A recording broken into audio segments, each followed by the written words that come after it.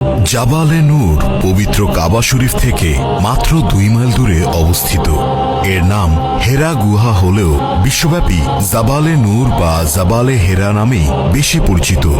জাবালে নূর অর্থ হল নূর বা আলোর পাহাড়, কেননা এ পাহাড়েই আল্লাহর পক্ষ থেকে হযরত মুহাম্মদ সাল্লাল্লাহু আলাইহি ওয়াসাল্লামের উপর সর্বপ্রথম বরকতময় আলোকিত কুরআন মজিদ নাজিল হয়েছিল, যা শুধু মুসলিম উম্মাহ নয় বরং বিশ্ব মানবতার জন্য নূর বা আলো।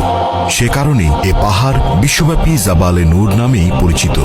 এই গুহায় হযরত জিবরাইল আলাইহিস সালাম সর্বপ্রথম প্রিয় নবী হযরত মুহাম্মদ সাল্লাল্লাহু আলাইহি ওয়াসাল্লামের কাছে কুরআনের বাণী নিয়ে এসেছিলেন, আর এখানেই বিশ্বনবী হযরত মুহাম্মদ সাল্লাল্লাহু আলাইহি ওয়াসাল্লাম ধ্যানে মগ্ন থাকতেন।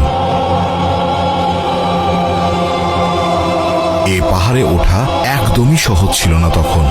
এর উচ্চতা প্রায় 1000 ফুট এবং মুহাম্মদ সাল্লাল্লাহু আলাইহি ওয়াসাল্লাম ধ্যান মগ্ন থাকার জায়গাটি খুবই ছোট।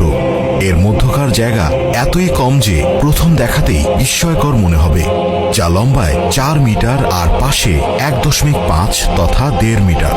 উচ্চতায় ভালোভাবে সোজা হয়ে দাঁড়ানো কষ্টকর, যদিও সমতল থেকে পুরো পাহাড়টির উচ্চতা প্রায় 1000 ফুট।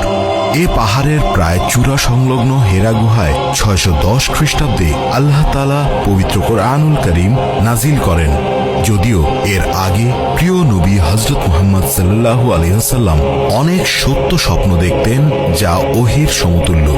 রাসূলুল্লাহ সাল্লাল্লাহু আলাইহি ওয়াসাল্লাম হেরা গুহায় ধ্যানমগ্ন থাকা অবস্থায় সর্বপ্রথম হযরত জিবরাইল আলাইহিস সালাম কোরআনের ওহী নিয়ে হাজির হয়েছিলেন। প্রিয় নবী হযরত মুহাম্মদ সাল্লাল্লাহু আলাইহি ওয়াসাল্লাম বর্ণনা করেন, এক রাতে তাহাজ্জুদের সময় মানুষ